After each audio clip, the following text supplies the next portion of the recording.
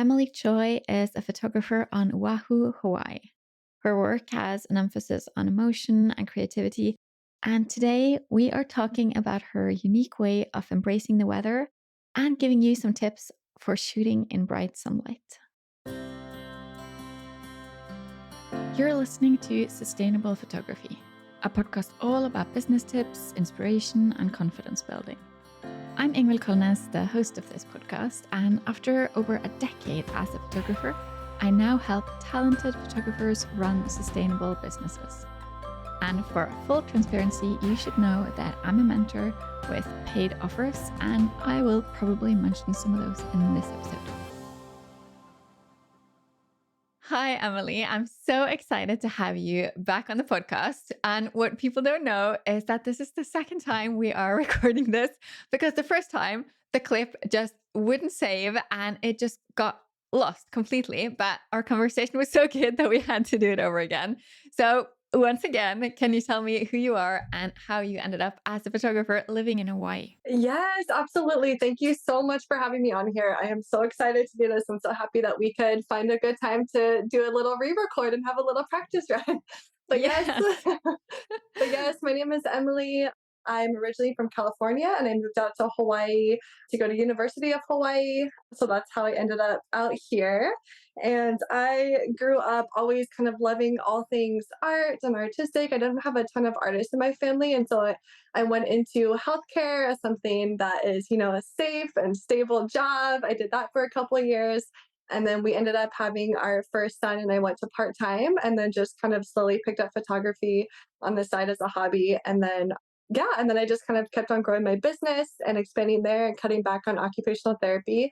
And then I went full time a few years ago now. So I've been doing what I love, getting to photograph amazing couples and clients. So, yeah, that's kind of me in a nutshell. Yeah, that's great. I also want to ask you about sustainability, what you think of as a sustainable business. Yes, absolutely. I think sustainability is so important, and it's really easy for business owners and especially for us creatives to kind of hit some burnout. And so I think a lot of it is just kind of coming down to like knowing our limits. And for me, a big thing that's been really helpful in having a sustainable business is outsourcing the things that I'm able to outsource, and then also to create systems just to kind of save time on things that don't need to be manually done, kind of starting from scratch every time, and then also making sure to have time for some fun projects and just kind of really remembering what is really fun and exciting about photography for us. So, Yeah, that is really, really important. And one thing that I think made me notice you on Instagram, because that's where I discovered you, is your stunning photography. They are so unique and you have all these, cool underwater shots and you are not afraid of direct sunlight, all these things. And I want to know if you have any suggestions on how a photographer can really develop their creativity while still being a business owner. yes, absolutely. I think that the two really go hand in hand. I think that kind of the more, I guess, for lack of better words, vanilla that we kind of keep ourselves in and playing safe, that's kind of when we run into having more competition, just because our photos start to kind of look like everybody else's. So I think it's really just kind of allowing ourselves, just that time to get out and play, try new things. Another thing that has been really helpful for me to get out and be more creative is to look at inspiration outside of our industry. You kind of mentioned like with the bright sunlight, I've been really inspired by more of like the fashion editorials and a lot of the travel magazines, especially living out here in Hawaii with that really bright, beautiful tropical sun and all the colors. And so, really, just kind of applying, those styles to my couple's work has been what I've been really loving to do. It keeps it fresh, exciting, and just really inspiring for me. Yeah, because often, when you start out, it's fun and you're doing everything you want to. And then after a while, the business can kind of just eat it up because there's so many things you have to deal with that are far away from just being a creative. So I love the suggestion of just looking to other industries and seeing how you might be inspired. Yeah, definitely. And I think a lot of it, just kind of going back to your previous question, is just kind of being able to outsource the things that do take a lot of our time and maybe we're not the experts in. So, for me, example, I have a virtual assistant that helps with some tasks. I also get help with my SEO and blogging and Pinterest and just all the things that are kind of needed for us as business owners, but it's not necessarily in my creative zone of genius. So really just kind of being able to outsource that and then allowing myself more time to play and just, be creative. Yeah, absolutely. And one thing that I mentioned about you is, well, you live in Hawaii, you get all sorts of weather. So, do you have any suggestions? You're a portrait photographer, you're probably outside most of the time. So, how can we learn to embrace it instead of being scared? Yes, definitely. I think a lot of it comes, at least for me living in Hawaii, with being in a tropical climate. We get a ton of sun, we get a ton of wind sometimes. We also get a lot of rain. That's why our island is so beautiful and green. I think a lot of the pressure that as photographers feel, as portrait photographers, is kind of managing the client expectations. And so for me, a lot of that is just the really early communication. I have it on my website, FAQs, and then also my investment guide. And then I also talk about it in my emails with them and just kind of talking about, in case there is some rain, what is the plan? Yeah, so I think a lot of it also just kind of comes from getting your hands dirty and just, if it is going to be like more of a wet day, just kind of figuring out what your system is for that. And then also, of course, the same with the direct sun, just really kind of getting out there and shooting in some of that brighter sunlight. Yeah. So, preparation pretty much is key and letting your couples know or your clients know what to expect and how to deal with it. Yes, yes, yes, exactly. Yes, yes. I think communication and then just kind of knowing what your planning system is are really key elements for embracing all the weather. Do you ever have to have like a plan B? I do, yes. So there's a couple instances where I'd have a plan B. Some of it is if it's just going to be downpour rain, for an extended amount of time. So we live on the island, and so there's a lot of little microclimates around the island. And so oftentimes, if there's rain on one side, maybe the other side of the island will be a bit drier. And so just really kind of communicating that with the clients. And then also sometimes if they wanted to do, for an example, like an underwater shoot, but the surf is too high that day, then either, seeing if a reschedule is a possibility for that week or to find, an alternate location that is more protected. That makes sense. And I think even though you should be prepared, I think sometimes you need that plan B just if it gets really bad and you don't want to cancel or you can't cancel if it's a wedding or something like that. Yes, yes, yes, absolutely. And I think also just kind of knowing, just really knowing the area that you live in and some backup options as possibilities. Yeah, absolutely. Another thing that I know so many photographers, myself included, is kind of scared of is sunlight, especially direct sunlight, like middle of the day. And I know that you have so many beautiful shots taken in the middle of the day. What are some camera tips, like, or tips in general? What are some tips for mastering sunlight or direct sunlight? Yes, totally. I have been loving shooting in direct sunlight. I think a big part of it just kind of comes in like the prep work and just kind of knowing, just kind of communicating to your clients or just kind of knowing for yourself that the photos are not going to look like that soft golden hour that we all know and love and feel so comfortable in. And so I think kind of once you're kind of able to kind of get past that little reframe or mindset shift, starting like what they're going to look like, it's a lot easier to embrace. And so one thing I love direct sunlight. The middle of the day is still a little bit challenging just because then you will get those shadows, kind of coming down on your face when the sun is directly overhead. But that kind of like that later morning time for me is really, really beautiful for that direct sunlight. So for example, if the sun, is rising somewhere around 6:30, maybe like that 8:30 in the morning time frame is really, really beautiful. And then a big thing too to kind of watch out for when you are shooting people is to look out for the types of shadows that are being cast on their face. So you're not wanting the sun to be hitting them to where like their eyes are, kind of having that more raccoon eye. And so you're either going to want to be backlit and have some of like that really beautiful lighting coming through, or even just not being afraid to kind of position them so that the sun is facing their face, so that their face is evenly lit. And then they're going to probably be squinting. So you can do one of those cute like hands in front of the eyes, or you can have them look down, or even kind of like turning their face up towards the sun and just really kind of basking in it. And then another thing with editing that I found is that the blacks. can get really harsh. And so I'll often raise up the shadows. And then I love to play with the contrast and the saturation sliders and maybe bringing them down a little bit in the editing.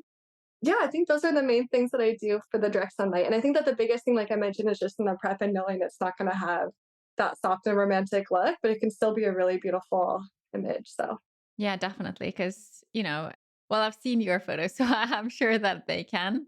But what about camera settings? Is there anything in particular you have to think about? let's see, I don't know that I do a ton different. Maybe I'll raise my aperture up a little bit to shoot more, maybe in like the 3.5 range as opposed to like wide open. And then, of course, just raising up your shutter speed, keeping ISO down, of course. Another thing that's really fun in the sunlight, in the direct sunlight, if you have some sort of water like a beach or, even like a lake or a river, is to play with a really slow shutter speed because I find that those beautiful sparkles that kind of come up off the water are really, really pretty with a slow shutter speed. So that's another fun thing to play with. Oh, cool. That sounds really interesting. What about, do you ever use flash or reflectors or anything like that? I haven't used reflectors just because I'm usually shooting by myself. And then also where I live, we shoot on the beach a lot. And so the sand is a really great, natural reflector. And flash, I've been having fun playing with. I haven't done a ton of it in direct light, but I do love the look. So that is going to be, maybe you'll kind of see some of that coming up soon. Nice. Okay. I'm going to have to look out for that. Yes. Emily is so inspiring, and I promise she'll be right back. But I wanted to mention that my Instagram inbox is always open. If you feel a bit stuck in your business, if you don't have enough clients, if you're overwhelmed with work, or if you're just not making enough money, come send me a message. You'll find me at Ingvild Kolnes, and let's talk about it. Now, let's get back to Emily. So, another thing that I've seen a lot on your Instagram feed are your underwater shoots. And I want to know if there's anything you can say about that. Like, what equipment do you use and how does it work? How can you tell people like what to do? And I want to know it all. Yes, underwater photography has been really, really fun to play with. I think a big thing also just comes in the prep work of it and making sure that you are confident swimming in water. It takes a lot of endurance to be swimming with a heavy camera and then diving down, and then also for the couples as well. So I guess I'll kind of start with the basics. So the underwater housing that I have is called the Aquatech Elite 2. It is an older model, so I'm sure that there are much better and newer options out there, but that's the one that I have been using, Aquatech Elite 2. And as far as the camera settings go, the model that I have, I can adjust them in camera once my camera is in the camera housing. And so what I'll do, just because of all of the changing light with, kind of being up more towards the surface with the sun and then diving down lower, it'll be darker, of course, the farther down that you go. And so I'll always shoot in AV mode. And kind of an easy thing to remember is to kind of stay more like in the sixes. And so I'll always shoot around f-stop 6 so that I can, really kind of have a lot of it in focus. And then ISO is about 600. This is if it's like a brighter morning. And then you can go up like higher, of course, if you need to, if it's more of an overcast day or if you don't have a ton of light to play with. And then I guess the second part that you're asking about was the thing with the couples and just kind of how do you direct people. So I think a lot of it comes, kind of before we get into the water and kind of explaining, on the sand or something of what I'll be asking of them. So I think a big thing is knowing to kind of let go of all of your air before you dive down. That way you'll be able to like dive down farther and like stay down lower.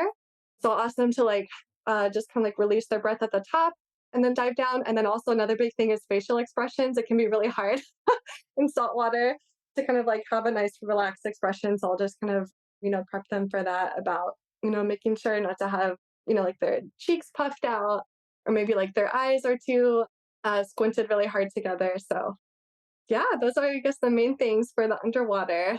Well, it sounds like both when it comes to the weather and the sunlight and the underwater shoots is that preparation really matters a lot. Yeah, definitely. I think just for myself, just knowing what my plan is and what I'm going to communicate with a couple, and then just kind of communicating with them as much as possible. Another thing I forgot to mention with the underwater shooting is just how physically taxing it is. And so just to let the couples know that, like we're not going to have as many images as we would doing like a land shoot. So just kind of like managing that expectation too, that they're not all going to come out. And then also just kind of knowing that we're able to take breaks, whether that is, swimming out of the water and resting a little bit on the sand before going back in, or having something like a surfboard, like nearby that we can hold on to and just kind of catch our breaths a little bit. So, Okay, that sounds like you've thought it through and tried this many times. yes, yes, yes. Lots of trial and error Yeah, for I'm that. sure. I'm sure. But I'm just really impressed that you do all these different things and, you say that you look to other industries for inspiration. Is there something else that you would recommend just to kind of really focus on the art side of it and not just drown in everything else? Yeah, so I guess a couple things kind of come to mind for this. One is I've been really curating, I guess, like the media that I take in. And so I have just kind of like, really tried to limit my time on places like social media where it can just feel kind of like a sensory overload, just kind of taking in all these images. And then even just kind of like using that mute button on your Instagram can be really beneficial for this. And then another thing that I do is when I do find a photo that I really love, I have some kind of vintage photo books that I just always find so inspiring from like the 60s and 70s.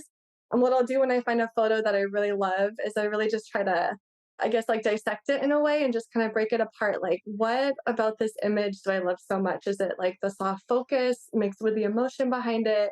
Is it the really interesting composition? Is it the depth of field that I really love? Like, what about this? And then I try to break it apart and then see how I can apply that to, like, not necessarily copying it in any way, but like, how can I take the concept from this image that I love so much and apply it to the work that I'm creating?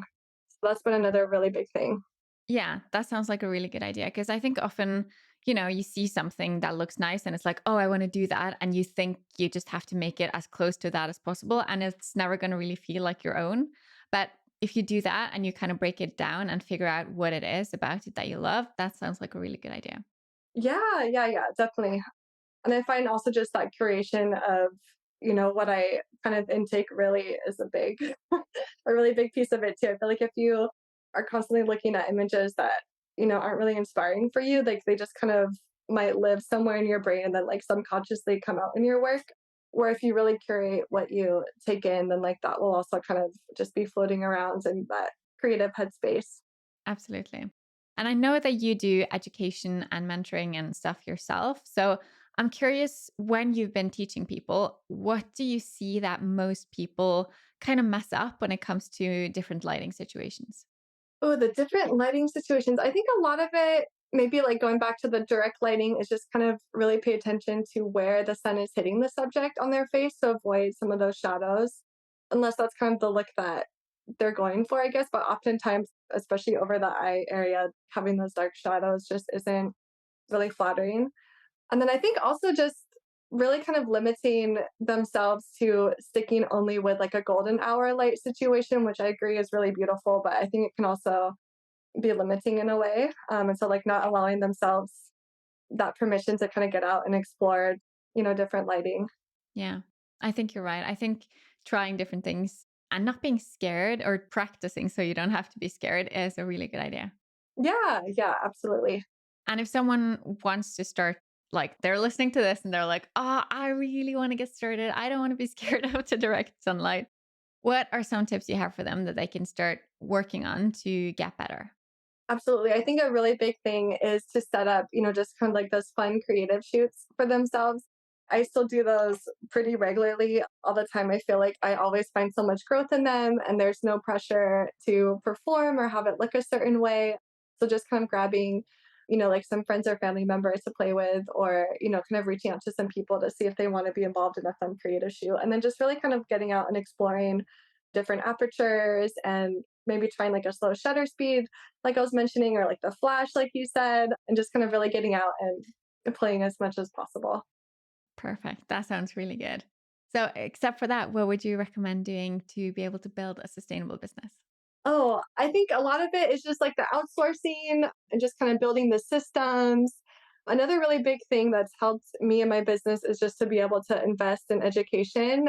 I feel like I have been able to have so much growth and just so much more confidence just because I have invested in, online courses and mentorships and things. So I think really just kind of investing in your business, to kind of find that growth, kind of getting out to play, building a community, building systems, outsourcing the things that you're able to outsource would be my biggest things. Yeah, definitely. And if someone wants to keep learning from you and follow you and see all your beautiful photos, where do they go? Yes, I would love that so much. So my Instagram handle is underscore Emily Choy. Choy is with a Y.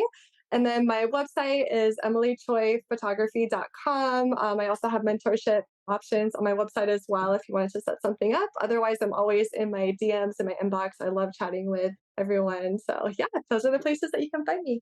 Oh, perfect. Thank you so much. And I'm really glad we got to do this again because talking about lighting situations is something that I know a lot of photographers are so interested in. Yes, thank you so much for having me. This has been so much fun. I hope it was valuable for everyone. I'm pretty sure it was. So thank you so much. You just listened to an episode of Sustainable Photography. Please share this episode with a photographer you care about.